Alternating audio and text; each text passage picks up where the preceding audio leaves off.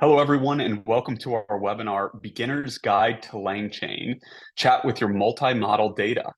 My name is Matt Brown, and I'll be your moderator today. Before we begin, just a few logistical reminders. Today's discussion is being recorded, and you're currently in a listen-only mode.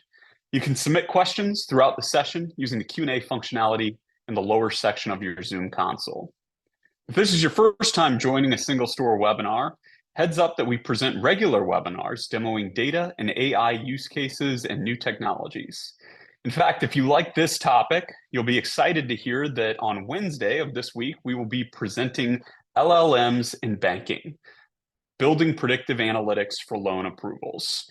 During this session, you'll learn more about how the power of LLMs can be harnessed towards processing vast amounts of data, quantitative, qualitative, in order to assess creditworthiness, detect fraud, assist with lending or investing decisions. So if this topic sounds interesting to you, you can RSVP right now at bit.ly LLMs in banking webinar. You see that bit.ly on your screen. I'll put that link in the chat in a few minutes, or you can take a photo or a screenshot of that QR code, which will take you to the same place to RSVP and get your seat. Hopefully I'll see you Wednesday. Back to today's topic. We have some fantastic experts who are part of this Zoom who have a strong grasp of the technologies and topics involved. They're ready to answer your questions interactively. We will try to get to as many of the questions as we can as they come in. I'll also flag some for the live Q&A, which we'll do at the end of today's session. And if we don't get to any due to the size of the audience today, rest assured that we will still follow up with you via email. So keep the questions coming. We would also love for you to try out the technology that we're going to be showing and talking about today. In fact, anyone who tries it today will be entered for a chance to win brand new branded AirPods Pro. These are the latest, newest versions of the AirPods Pro. So all you need to do to participate is visit that link that's on your screen. It's the bit.ly Beginner's Guide LangChain raffle. I will put that link in the chat as well in a few minutes. You could also scan that QR code, take a photo of that QR code, and all you need to do to participate is log into SingleStore from that link. You can have a free trial if you're a new user. You can log into an existing account if you're already a customer or if you already have a trial. We are going to check all the folks that log into that link today, and we will announce the winner by the end of today's session. So if you want to follow along with Akmal's tutorial, rest assured you will eventually get the opportunity to do that. We will be sharing, resources, code notebooks, but in order to participate in the raffle, you don't need to finish anything like that. All you need to do is come in through that link, log into SingleStore. So let me introduce our speaker for today. Akmal Chowdhury is a senior technical evangelist at SingleStore with strong expertise in big data, machine learning, and AI. He's a prolific author. You can follow him on Medium. He's got an awesome blog series. He's also a regular speaker at our weekly webinars on data and AI, so you might recognize him from some of our past sessions. Welcome, Akmal. You now have the floor. Great. Thank you very much, Matt. And thank you all for joining. So as always, whenever I check my clock, it's always gone 6 p.m. my time in London, and today is no different. So I noticed quickly that a couple of Q&A. So Sujit, you're asking about Sybase. Yeah, great question. I'll kind of get to that a little bit later on, but essentially the issue is that I think it's standard SQL. I don't know if it's anti-SQL or ISO level, but if you have product-specific extensions to the SQL, I think that's not going to work unless there is something specific in LangChain to cover that. But anyway, we'll get on to a little bit more of that. I had the same problem with the SingleStore as well. Okay, well, thank you very much. So a little bit of an introduction then. And just a couple of words about SingleStore DB, 2 slides I always like to show. Sometimes people have heard of the product for the first time. They want to know what it is. Well, it is a distributed relational database system. And it can handle both OLTP and OLAP. Okay, single table type can manage both of these different types of data and requirements. So go back in time a few years, and it was very much focused around in-memory, and hence the name MemSQL, which is what it used to be called, and both the product and the company. And with the addition of analytics, columnar storage, some min, max, average count, these type of operations, large quantities of data, then obviously it's, a change of name is kind of warranted, because it's no longer just handling it in memory data, but it's doing on disk and focusing on analytics as well. One or two kind of interesting points. So it is MySQL wire compatible. So if you come from that world, a lot of your tools will work straight away. Your skills will be able to transfer directly as well. That's very useful. Also worth adding that it is MongoDB wire compatible as well. So with the introduction of SingleStore Kai earlier this year, it gives you the ability to work with JSON data and your sort of Mongo tools, applications. And actually, one of the demos I'm going to show you very shortly, I have actually connected to Mongo, and I'm taking JSON data from that into SingleStore DB, running some code over that, and then running LangChain as well, using the JSON agent. So we'll look at that momentarily. Okay, so that kind of paragraph there, just highlight that, and it kind of encapsulates it in a nutshell. Does a pretty good job there, I think. So here we go. This is the 30,000-foot view, which we always like to show. And as you can see, at its heart here is this kind of universal storage, which handles both the OLTP and the OLAP. And around it, excuse me, a variety of services. So for streaming data, for example, you can use Kafka. It has been demoed quite a lot in the past, other streaming technologies as well.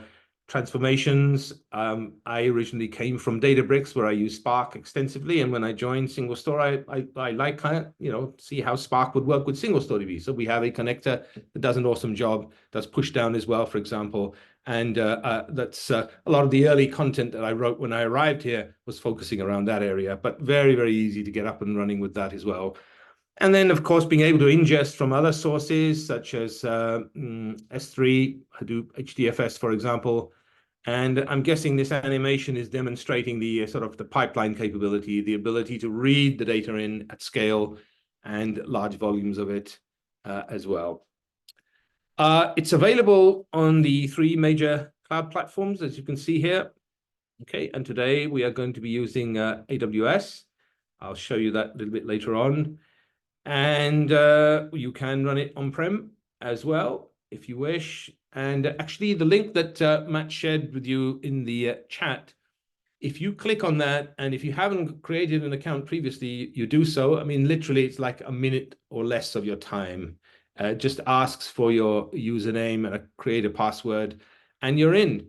And within the portal, there is an opportunity to actually get a license which allows you to install a 4-node cluster free of charge. Okay, that's no limitations in terms of the product.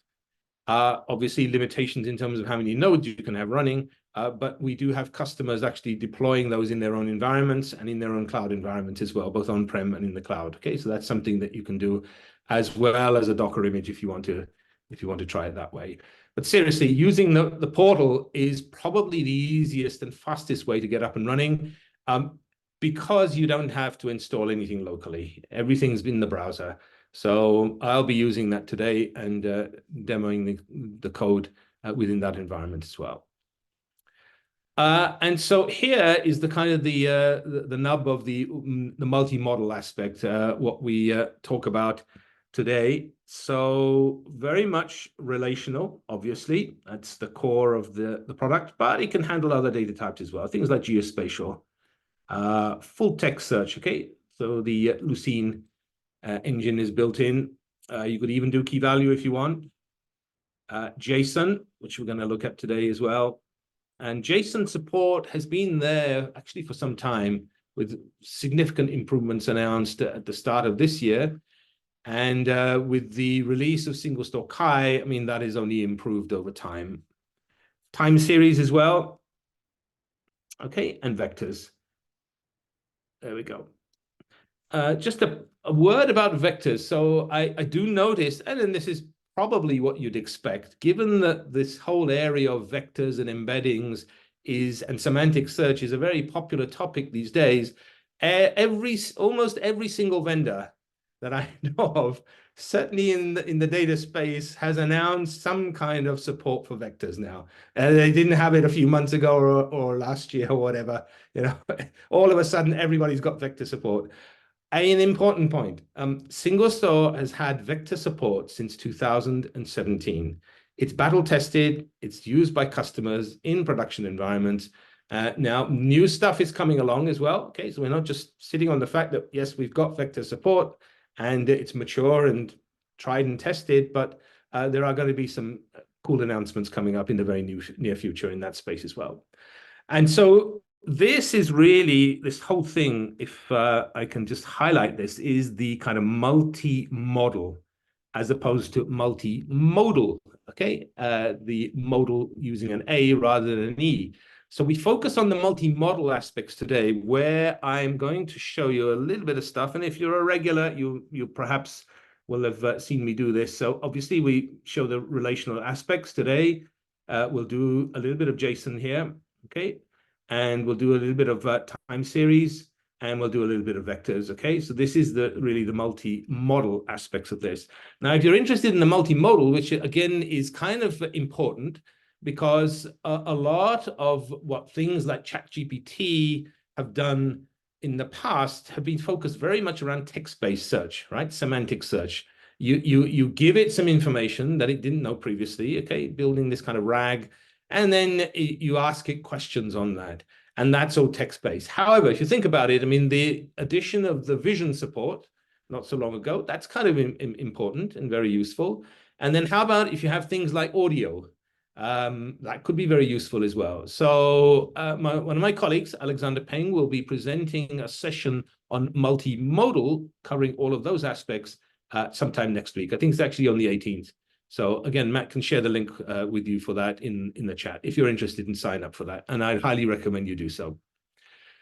Okay, just two more boxes here to show. Then, real-time decisions, IoT, dynamic experiences, dashboards, ad hoc queries, machine learning. And I think especially with things like the dashboard, so whatever is your favorite technology, whether it's Tableau or something else, there is standard JDBC, ODBC support. I like using Metabase, the free version, simply because it's very easy to install. I mean, it's just a jar file.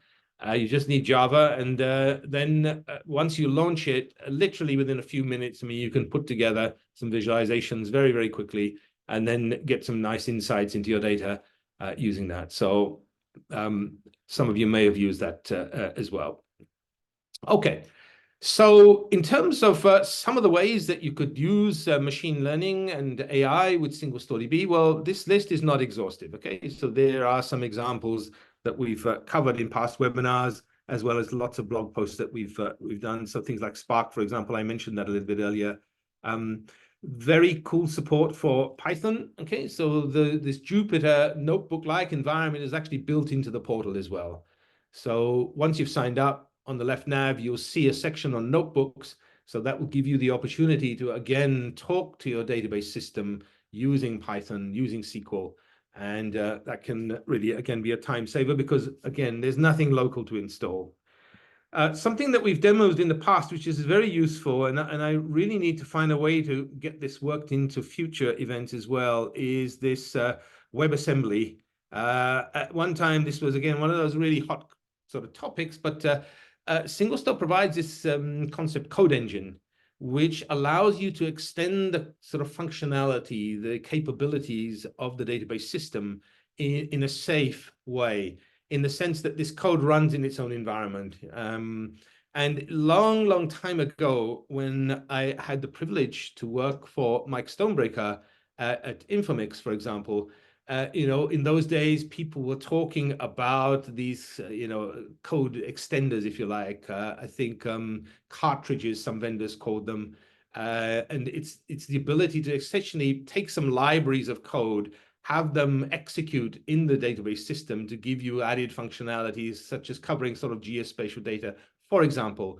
But there was always a risk that if you do so within the shared space of where the engine is running, a bug or a problem could just bring everything down. Well, with Code Engine, it runs entirely in a separate environment. So if you're familiar with Rust or C++, for example, you could put together some useful UDF, upload that into the database system, and that's available then to execute over the data that you have. The vector functions I've already mentioned. Okay, so things like dot product, Euclidean distance, cosine similarity you can also run as well. And today we very much focus on OpenAI, although if you attended the last webinar I did, you know that we covered Bedrock from AWS. So that's another possibility. It works awesome as well. There's a notebook for that as well. So again, if you're interested, Matt could share the link for that with you. A couple of words about LangChain. So one of the questions that we often get asked, and I get asked personally as well, and it often comes up in the Q&A for these webinars, people asking, lots and lots of technologies out there, what should I as a developer focus on? It's very difficult to know. Is something going to be around still in 6 months or a year from now? Am I wasting my time? Or, what's the next great thing I should focus my efforts in terms of learning? And maybe, looking for that next great gig in terms of career development or within the current environment where you're working, or just skilling up on something. And I would say, I think, again, this is just my personal view, and I don't speak here for SingleStore, but LangChain is probably one of these technologies that should be at the top or near the top of your list of things that you should be learning. What is it? In one line, it is a tool for building applications with LLMs through composability. Composability, okay, is the sort of key there. A bit more detail there. Framework, okay, makes it easy to build and use LLMs. Standard set of interfaces and components can be used to compose different LLMs and other tools into complete applications. I guess if you want to think of an analogy here, and I appreciate other building blocks are available out there as well, but think of it like Lego bricks, okay? They have a kind of a standard interface, right? You can clip them together, you can construct things, and in a way, think of LangChain a little bit like that, okay? That I guess would be the best analogy I can think of. Allows you to customize applications for specific needs as well, generate responses to user queries, question answering system, and so on. And we'll be seeing a little bit of code to do that today. So this is very, very useful. A word of caution, though. LangChain, as cool as it is and as awesome as it is, tends to undergo frequent changes. And therefore, you need to be a little bit careful in terms of monitoring that and, pinning down specific versions of the libraries, so that if you've built something and then you go away and then come back sometime later, you might find something doesn't work, okay, because some stuff has changed, right? So that's an important caveat and gotcha, something that I burned my fingers on as well in the recent past, which kind of annoyed me, but it's actually my own fault, right? Because I should follow my own advice, right? So there we go. What are the benefits it gives you? Easy to use, okay? Simply because of the standard interfaces and components. It's flexible, okay? Essentially, you can use it for a very wide variety of applications, so much so that even with the multimodal stuff that I talked about just a few minutes ago, I mean, already there are some, I think, templates that are available in draft, or maybe they've been finalized now, that allow you to work with things like the ChatGPT Vision, for example. So just follow the Twitter feed as well. I mean, you get to pick up a lot of cool stuff there. Scalable, can be used to build applications that scale to large data sets and large numbers of users. So that's awesome as well. And then for the kind of the memory, if you like, the long-term saving stuff, support for vector-backed memory. And the SingleStore is one of these products that is supported very well by LangChain. But as you can see, there are loads and loads of other memory types as well. So think about it, right? I mean, as human beings, for example, there are things that you remember maybe short term. I can, for example, just remember what I had for breakfast this morning, right? But then Matt was asking me a little bit earlier, what did you do over the weekend? And I had to think about that a bit, because there's not really much I did, but I'm sure there were a few things I did. But the weather's overcast, so I certainly didn't go out. And then, further back in time, when I started at SingleStore, for example, or previous jobs that I've had, and even further back in time, when I was younger at high school, that kind of thing. These are long-term memories, okay? They are kind of build up over time, things that you remember. And so similarly with LangChain, it's got loads of these different types of memories that are well documented, okay? And then worth, again, reading up on. Okay, so a couple of steps then to building a generative AI app with SingleStore DB. So three main steps, we think. Choose your LLM, whether that happens to be OpenAI or you want to use Bedrock or something else. Bedrock is awesome because it gives you access to a variety of these so-called foundation models, and that's from AWS. Okay, so you can pick and choose the ones that are most relevant to you. Choose a vector data strategy, and then search and prompt, okay, to actually get useful stuff out of your long-term persistence, if you like, persistent memory. And here's a kind of a multi-step, the first step of this multi-step process. This is running on a private subnet. So as you can see, LangChain is pretty critical to this scenario as well here. Your Gen AI applications, whether you opt to use a commercial LLM, okay, or you go for something like an open source one from Hugging Face or somewhere else, that's a possibility too. Whatever is the database system you opt to choose, okay, hopefully you'll see that SingleStore is a good option there. And the ability to get data in from a variety of sources here, okay? So for streaming data, which we touched upon a little bit earlier. Sorry. Okay, so the vector data strategy, another kind of important point here is that, yes, it's great that there are these things called vector databases that have emerged over the last couple of years.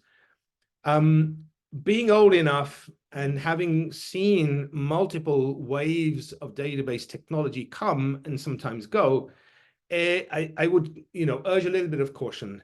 The thing is that with a lot of enterprise environments, a lot of enterprise applications, unless you are pretty certain that all you need is support for vectors, chances are you want to do other stuff as well with your data, okay? Things maybe like full text search, or you want to run a whole bunch of SQL queries on it, or you want, you're going to have multiple users as well who want to challenge and ask the database different questions. And embeddings and semantic search may be just one part of the picture. It may not be all you want to do. So in this case, it's important to choose the right product in the sense that, you have multiple requirements, multiple models, if I can put it that way, and multiple use cases too. And so here's a super simple example of someone trying to run even a simple query here. A customer tried and failed to do this in one operation in a pure vector database. This did not work, surprisingly. And okay, then this is actually from a real use case. Here's the equivalent that you could do just using SQL. So SQL is pretty powerful, been around a long time. It's been researched to death. Optimizers are probably amongst the most complex bits of software I think that exist today. Certainly, it's the tell the database what you want and leave it to the database to figure out the best way to retrieve the data for you. So it's got more knowledge than you. It's got more statistics than you have. Okay, so it can do things, rewrite your query, being able to get the data in a more efficient manner. And that is one of the benefits of using SQL, whether you like it or not. I mean, the thing is that it is still one of the top demanded skills in the world today. Okay. All right, and then the final step here is this kind of search and prompt, and we'll see an example of this very shortly as well, okay? So, and I demoed this with the Bedrock example that I did, I think it was last week, where we were taking PDF documents, for example, okay? We are breaking them down, chunking them up, okay? Let me just get my box here, okay, to smaller sizes. We are using an LLM to create the embeddings. So in the case of Bedrock, for example, it would be something based around AWS technology. In the case of OpenAI, then we use the OpenAI here. And fairly straightforward after that. Store this in your database management system. Okay. And then as a user comes in and wants to ask queries, I mean, the app, for example, could be a notebook, or you could write it in a file, run that against the database system, utilize the power of the LLM to help you. Again, we'll see an example of that very shortly, and then give the answer back to the user here, okay? So very, very straightforward process. So we'll see an example of that. Okay, so I've talked enough. Let's have a look. Just keep an eye on the time. Okay, so we monitor how much time we have, and let's just switch to the demos then. Okay, and let me just show you the scenario that I have. Okay, let me just find the this is the page that, by the way, that if you click on the link that Matt shared with you, you will see this. And like I said, literally, less than a minute of your time to fill this in and choose whatever method is convenient for you to sign up. Once you do that, you'll be in the portal. Okay. So I've got two kind of notebooks to show you. And before that, let me just show you a little bit of SQL code, okay, to show you what I've done in terms of the prep work for this. So in one of these cases, and again, let me just make this size a little larger here and see if we can make this a little bit wider. Okay, so we can see more of the code. Okay, hopefully you can see that okay without squinting. But what I've done here is I've created a new database here, and I've created this CDC link. So essentially, and I realize you can see my password. That's okay. That's temporary. Okay, I will get rid of that in the very near future. So essentially, I'm connecting to MongoDB here. It's got some collections, JSON data, and I'm simply creating this link to Mongo. And once that's done, I'm just asking the SingleStore environment here to create tables based upon those collections. Okay, let me just get this. There we are. Okay, and if in case you're wondering, let me just scroll to the, okay, so the format is Avro. Okay, there we go. And if I just say, I think I need to select the database here, actually, or maybe yes, I do need to use that one. Let me just move this out of the way. There we go. Okay, because I've got two databases set up here. And then I can ask it to show me the tables. All right, and when I do that, okay, here you can see there are 3 tables here. Okay, and what the CDC pipeline has done, once I've started it just below there, is that it has connected to Mongo, copied that JSON data across, created these tables on the SingleStore side for me as I've started that pipeline, okay? And if I take a look at how many I have, well, the customer table here has got 1,500.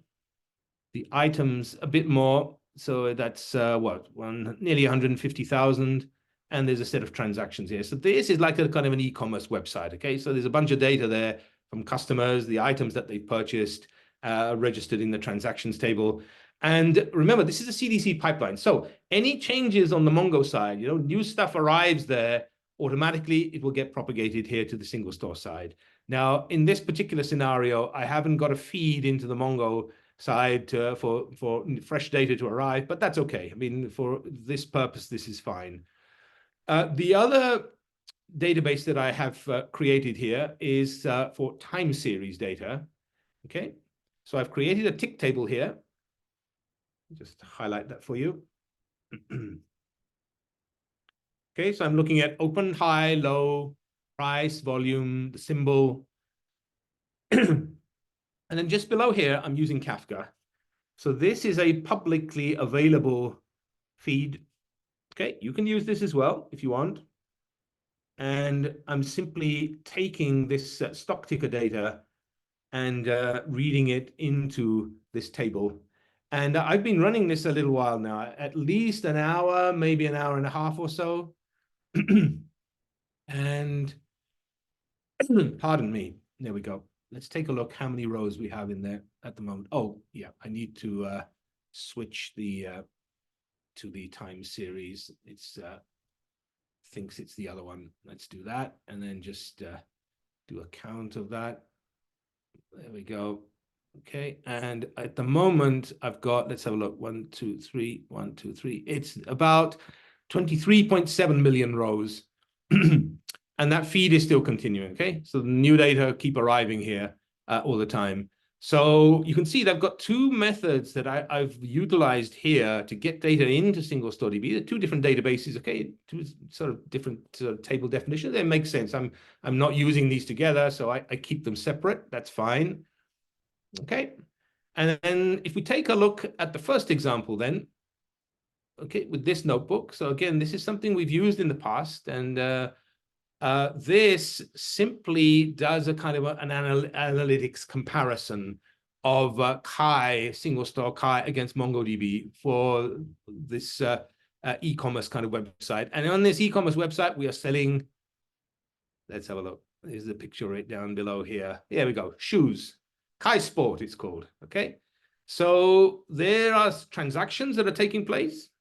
Okay, we may be giving ratings to the goods, okay, much as you do on some well-known websites that you can probably guess what I'm thinking of. There's analytics that we might want to run, okay, in terms of, you know, people have provided some assessment. We add things to a cart, we check out, okay, we buy the items, and then we can do some analysis in terms of, you know, keeping some real-time data as well for some advanced analytics. And there's a whole bunch of things that we might be interested in. Now, this particular notebook does a kind of a side-by-side comparison between Kai and MongoDB. And the data that are arriving are JSON data, remember that. So if we take a look at this, okay, I can just show you an example. We could say here, select start from, let's say, items. Okay, let's pick that one. Limit 5. Okay, and I will need to switch the database as well again, because okay, just to show you what it looks like. All right, so let's just take a look at this. Run this. Okay, and let me just move this up a bit here so you can see. So you can see there we've got a kind of an object identifier. Okay. And then we have this structure of the document. So, I mean, just move zoom out the way here. Okay. So let's see.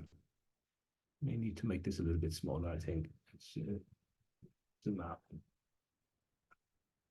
Okay, object identifier. And let's take a look at, let's try something else. Instead of items, let's try, say, customers. See if we can get anything more interesting. All right.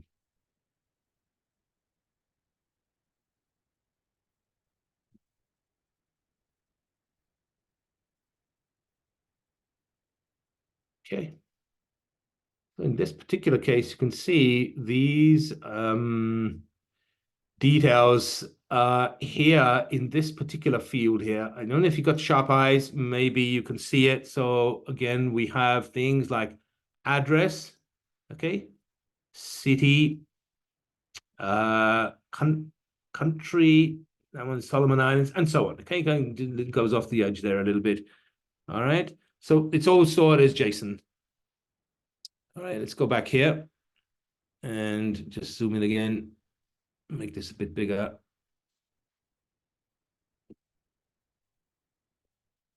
Okay, so it's I pre-run this, okay, because in the interest of time, because as Matt will tell you, I talk too much and go on for too long. I want to leave time for questions as well. But again, we'll share these assets with you, okay? So you'll be able to test this out for yourself. But essentially, we're doing a comparison between these two technologies. And there's a whole bunch of queries here that we run. Essentially, things like document counts, for example. Okay. And we plot this again for these two technologies. Product quantity sold. So you can see it's kind of analytical type queries for which SingleStore Kai is much better than MongoDB. Other benchmarks, for example, we've shown the performance of this is up to nearly 1,000 times faster than Mongo for the analytics. All right, but there we go. Essentially, you can run through this, okay? Now, At the bottom here, what I've done is to say, well, okay, all of this is great, and I'm dealing with JSON data, which is being retrieved, and it's in terms of these numbers here, we are creating data frames and then just plotting the times here for these two technologies. That's great, but it would be nice to just test it out and see, can we actually ask queries using LangChain? So one of the things I've done at the end here is just to install LangChain and OpenAI. Right now, specific versions of this, I talked about this a few moments ago. It's rather important that you keep an eye on these because things tend to change and tend to break. So I've pinned these down to specific library versions. Here I've just entered the my key, okay, OpenAI key. It's prompted me, and that just stores that temporarily. And then we've got this kind of JSON agent, JSON toolkit, which again, standard stuff from LangChain. And all I'm doing is taking one of the results that have been returned just above there, and I'm making use of the LLM, which in this case is OpenAI. Okay, so I'm looking for setting the temperature here to 0 because I want the answer to be deterministic. I want it to be the same every time. Okay, if I want to give it some flexibility, change that value to 0.5 or 7 or 1 even, or something like that, using this JSON toolkit. Now you can see here that literally a couple of lines of code here. Okay, that's just to provide a bit of context. And then literally down here, I can just ask it the question straight away. JSON agent executor.run. So for example, one of the questions I might be interested in, what are the names of the keys in this particular data set that I'm looking at? And because of this verbose mode set to on, it actually shows you it's working out. So it says, okay, here's what I'm doing. I am looking at this. This is the observation that I've made. I can see that in this particular the key value pairs that I have, I've got iteration, Mongo times, S2 times, and it says here, I know the names of the keys. So then the name of the keys are iteration, Mongo times, and S2 times, and it returns the results back to me. Okay. This is just using the JSON spec list. Okay. And then just below here, asking another query here. And then what I'm interested in to say, well, okay, for that last set of queries that you ran, and the results that you obtain, because it runs it 10 times for Mongo, 10 times for SingleStore DB, and shows you the kind of average as well, if you like, if you want to see that.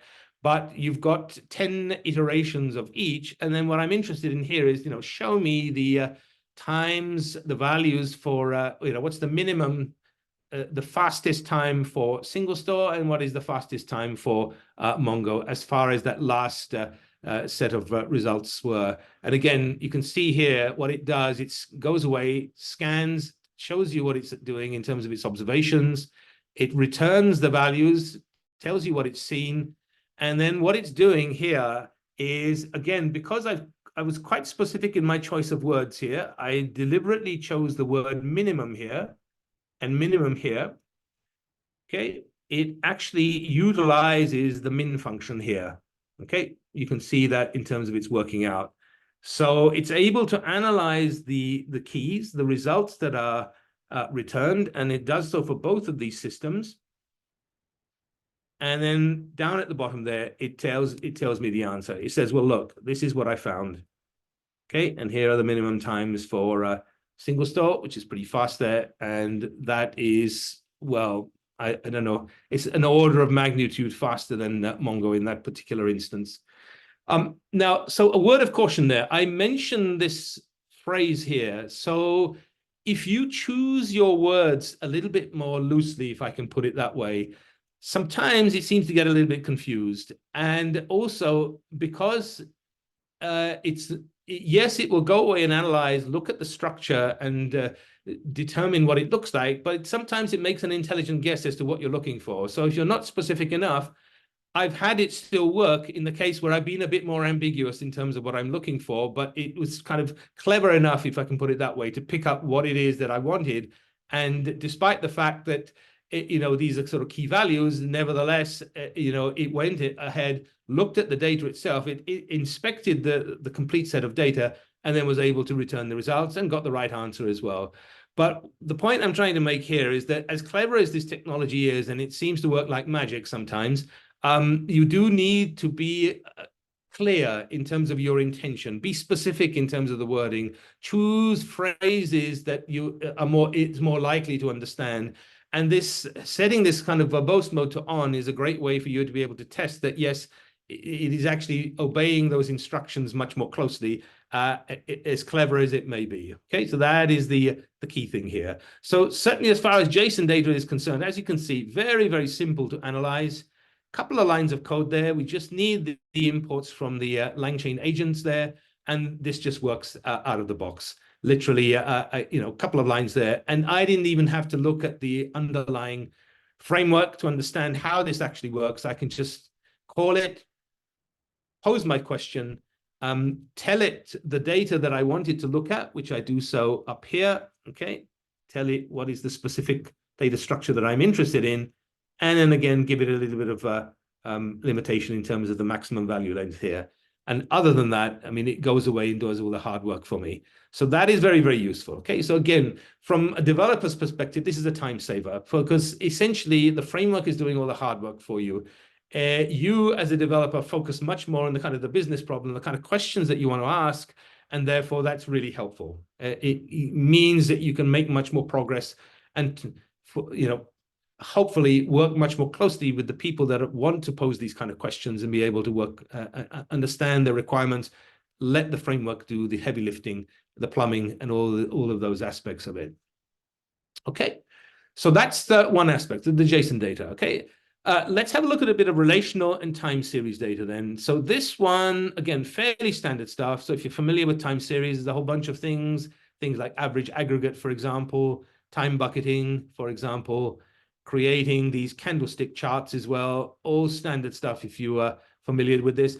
A word of caution, the Kafka broker that I'm using that is sending this data into SingleStore DB, and I should have actually put in a slide to mention this, but apologies, it's kind of slipped my mind. This is all fake data, okay? So please be careful. Do not use this stream of data, if you plan to do that, to make any kind of financial decisions, okay? You have been warned. None of this is real, okay? It's all made up. And so here, again, a little bit of graphics. So there's not enough data here. This is just trying to visualize this using Plotly in terms of doing this sort of candlestick chart, smoothing, and so on, okay? All fairly standard stuff, very easy to do using standard SQL. I'll skip this sentiment data part, okay? We've shown it before. I didn't have time to load this for today's event because we got quite a lot of code to show you. But again, here, this part, what I'm trying to do is build a kind of a financial system, if you like, to give me access to some data about these stock symbols and being able to see in real time what's happening, hence those queries just above. But now here, for example, using LangChain to read in some external source of data here, using the sort of PDF loader. And I may be interested, for example, in investment opportunities, and blockchain might be one of the areas that I want to focus on. And so here, again, using the power of the framework, very straightforward, just finding a source of information that I could utilize to help me gain some insights and some opportunities, maybe for some investment. This is from from a website that focuses on Northern Ireland, for example. And once I've read this, once I've downloaded this PDF file, be able to just chunk it up. You remember that from the slides. Split this up into smaller size, okay, because there are, again, limitations in terms of the number of tokens that you can generate, how much you can send, although that number just seems to get higher and higher all the time. The models that these LLMs are offering and the amount of data that you can send to them just seems to increase all the time. And we just split that up into smaller parts. We create embeddings for each part. We store that in the database, okay? And then here, again, a couple of lines of code. This is a little bit of sort of a debug code, actually. It actually can be used down to 3 lines to do this. I'm just storing those embeddings along with the actual text of the document inside the database system. And then here, I'm taking a look at what's actually stored. So it's using substring here, okay, just to compress things a little bit. Otherwise, it's way too much to show. And so this is the sort of content, if you like, okay, one line. And then this is equivalent internal representation of what that embedding looks like.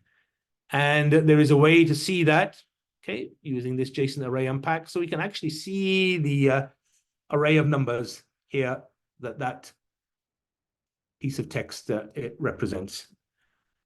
Okay. And then once we've done that, we can just ask things like, what's the best investment opportunities in blockchain? Here's my sort of query that I want to know. I don't know very much about blockchain, so for me, it's kind of useful. And here it's analyzing and returning the most relevant parts of that document for me. So it's showing me things like the Pricewaterhouse, Vox Financial Partners, Rakuten Blockchain Lab, for example, that are all drawn from that particular document. And then just below here, again, we use the power of the LLM just to say, well, okay, summarize this for me. Tell me where I might find the best opportunities in blockchain. And here it's done that. It's analyzed for the, and it's given me a nice summary of each one of these to say, well, look, this is what I think I've been able to pull out and draw from that particular source of information that you've given me and the question that you've asked me. Again, very straightforward. So again, you can see here is another example of utilizing LangChain. So we saw the JSON, awesome, PDF, dead simple to use. And then here, finally, we've got the SQL agent. So this is going back to the very first question that I think was asked just as we started talking about Sybase SQL. Yes, I think there are some issues there. So the SQL here, if you use, if a vendor has very sort of product specific features, this is not going to work on those unless there is support for that directly within LangChain. And if you don't see that support, that's something that you could put as a request. You can participate in the community, raise that as something that a feature, or an improvement that you would like to see as part of that. SingleStore has a number of capabilities as well. So for example, with geospatial, there is this ability to store latitude and longitude together in a single field that allows you that you can put at load time, and those might be separate values that come in. And again, you can treat that as a point object. So things like these spatial objects, lines, points, polygons, these are unique. Other vendors, I'm sure, support similar sorts of things as well. But if you try and utilize LangChain, on this type of data, it's not going to work, okay? Because that is something specific to SingleStore. But the thing is, for more general SQL queries here, again, just utilizing LangChain's, this time, SQL Database Toolkit. Okay, again, just a couple of imports there. Here, again, we provide a bit of context to it. We tell it what's the database that it should be looking at. And then again, what's the LLM? And again, setting this temperature value to 0, so it's deterministic. Okay, and again, we've got verbose set to true here just to show us what is the way that you're working this out. Show me the steps that you've used in order to answer this question. And then here, the question is from the tick table, which stock symbol saw the least volatility in share trading in the data set? Question mark. And again, you can see here what it's done. It's gone through, looked at the metadata, found the tick table, and then it's telling you it's kind of working out. It says, well, look, this is what the structure looks like. Here's what some values look like. And then it says I should query the tick table to find the stock symbol with the least volatility. And it's looking at, you can see the SQL code that it's kind of put together here. Okay. All right. So max high minus min low as volatility from tick, group by symbol, order by volatility, ascending, limit 10. And then just below here, it's showing you what's the observation that it's made. And then finally, as the chain finished, at the bottom here, it's come back with the answer to say that FTR is the symbol that saw the least volatility.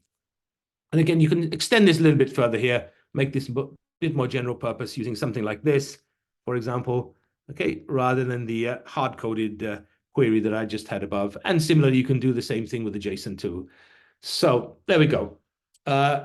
Despite my efforts to cut back, I was still finishing at 650 again. Sorry about that. Okay, Matt, so I'm pretty much done. So let's open it up for some questions.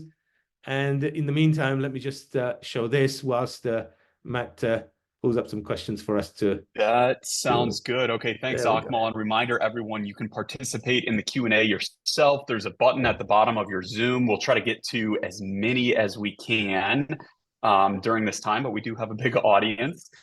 There's a couple that I've saved here for you, Akmal, as we're going through. One of them, most recently, I tried to answer this myself, but I don't have experience in it. So let's see what you say. The question was, how can you differentiate a use case when LangChain is the better choice to query SingleStore versus old-fashioned figuring it out with SQL?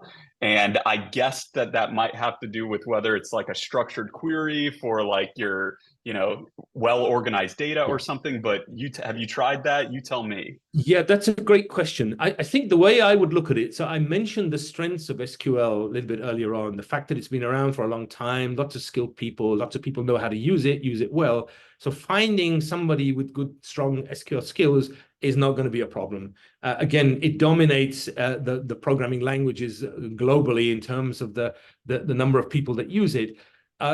However, for I think people that may be, very light users of the technology, or perhaps not very familiar with SQL, maybe much more focusing around business analysis, or perhaps more senior business leaders who don't use it on a day-to-day basis, may not necessarily know how to compose the queries. Something like a natural language interface is a great way to interrogate the database system. So that would be one kind of application. However, recall that I did mention that you do need to be careful in terms of your choice of words, even in the natural language, because sometimes there isn't enough clarity. So the examples that and it's a shame I didn't save the example. I could have shown it, but I was a little bit ambiguous with one of the JSON queries. So the thing is, LangChain was smart enough to pick out what it was that I was trying to ask. In a sense, it read my mind on that occasion and got the right answer.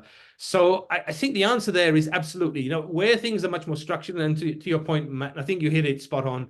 Where you have something that's well-defined, something like SQL is going to work really well, and you have someone with the skills to be able to write that query, great, use it. You can even use Squirrel, which is our kind of chat bot that will help you formulate that query. That's another way to do it. On the other hand, I think for some use cases where perhaps it seems a little bit overwhelming for people, maybe not so familiar with SQL, perhaps you want to try something in natural language, and a couple of lines of code will easily do it for you. I mean, it's a great way to interface, but keep in mind that you are, paying for that privilege. So every time you make a call, OpenAI has to be paid for that privilege of using it. Of course, use open source if you wish. That would work too. That's a good segue to another question that came up. There's actually multiple questions. Some people were asking about, using LangChain with Bedrock, or what about OpenAI? What about Llama? What about multiple at the same time? Yeah. And I wonder if you have any thoughts. I think you've now have experience with all of those that I just mentioned, I think. So what are your thoughts on all that? Yeah, so I think that the choice of LLM is a good one. I guess in theory, there's nothing to stop you using multiple LLMs. But I would put it like this. I mean, in the sense that, look, if you use something like OpenAI, I mean, it provides awesome results. It's very good at what it does. The company focuses on that. If you are, for example, an Amazon AWS user already, you are a customer there already, looking at Bedrock might be a great first thing to do then, rather than looking outside, principally because you can then use it in a private cloud, for example. You can, and this is something we touched on last time, people's concerns about privacy, and data going outside the org to a third party for evaluation, is it being kept long-term, so on and so on. There's a whole host of issues around that. And so I think there's nothing to stop you using multiple LLMs if you want to. But why would you want to? I mean, it's a bit like you're buying like 3 or 4 different cars because you think I might need this for this or I might need this for that. Whereas one car, saloon car, might be perfect for the job because it's the general purpose, does a good job, can be used for a wide range of use cases, and therefore, you unless you have some very specific reason or there is something that tells you that one LLM is particularly better at some task than others, which is probably true. But the thing is that these technologies are improving all the time. They're getting better. They're getting cheaper. And I mean, look at just the recent announcements with all this vision support from the GPT-4 vision, plus these agents and actions and all these kind of things. I mean, it's just awesome. Average user can work with these now. So it's just very difficult to give a definitive answer, but my advice would be, if you pick one, probably that's going to be enough. Good stuff. I know there's another question here, and this question reminds me of some stuff that we've talked about recently. But the question is about how do you validate performance and benchmarking? And on the one hand, this reminds me of the webinar we did. I don't know if you saw with UpTrain, and it's like the tool that helps assess the responses. Is the quality right? Is the tone right? Is this a hallucination? And it kind of helps you improve the quality of your responses. Yeah. What do you think? Do you have any thoughts on this? Yeah, absolutely. I think you're right there, Matt. So that is something I think that you might, if I could to suggest you, Matt, you might include a link to that webinar so that people could go away and view that, because I think this stuff is very, very important, very, very important, because we need to have confidence in the results that we're getting back. And how do we determine, whether the results are correct or not? There's all sorts of issues around this. The technology is moving forward in kind of leaps and bounds, but it's great to see that companies like UpTrain, for example, are getting in there, helping us to understand what's actually going on, helping us to have some confidence in the answers that we are getting back as well.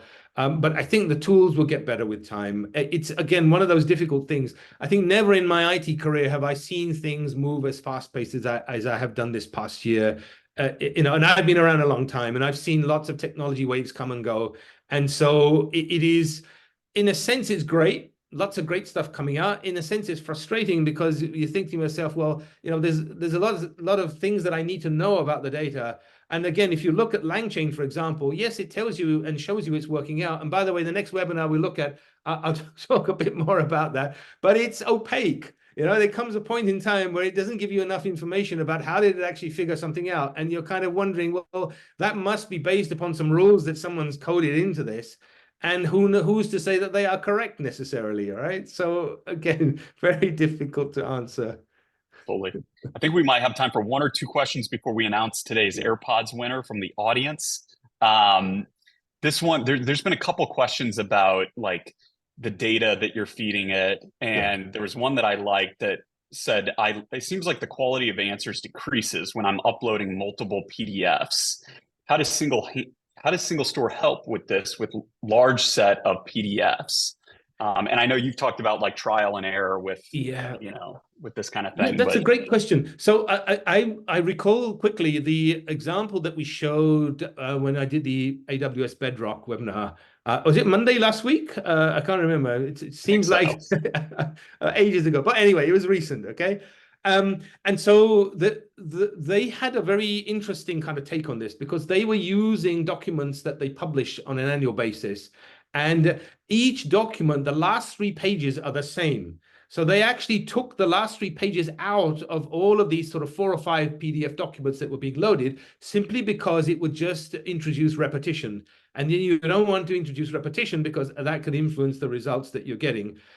So choice of how to do the chunking, which I think was mentioned in one of the slides, it depends somewhat on the size of the tokens and how many you can send across for evaluation, although that number is pretty big now. I mean, in terms of how much data you can send and how much sort of in terms of the answers you get back. But again, very difficult to give a generic answer. I think this is one of these things that if whoever asked the question, if you want to reach out to us, team@singlestore.com, we can follow up, get some technical resources, take a look at that, work with you, try and understand the problem, and see how we can help there. But again, great question. Sorry, I don't have a great answer for it right now. Good stuff. All right. Thanks, Akmal. Let's do the AirPods announcement. But before I say that, as I mentioned during the intro, Wednesday, Akmal is going to be presenting LLMs in banking, building predictive analytics for loan approvals. So I hope that we will see you there for that on Wednesday. I put the bit.ly RSVP link in the chat. It's bit.ly LLMs in banking webinar. See you Wednesday. And then the announcement you've been waiting for, today's AirPods go to June Zhu, VP of IT and Applications at Data and Data Analytics at Nexstar Media Group. Congrats, June. Thank you for joining us. If that's not you, don't give up. We're going to announce one more AirPods winner by the end of the day. For anyone who has tried out Akmal's demo, keep an eye on your email. We'll be sending out the recording of this. We'll also be sending out the relevant resources, relevant code that Akmal has talked about today. So keep an eye on that. And thank you to Akmal for an awesome presentation as usual. Thank you to our audience for joining us. Have a great rest of your day. Bye-bye.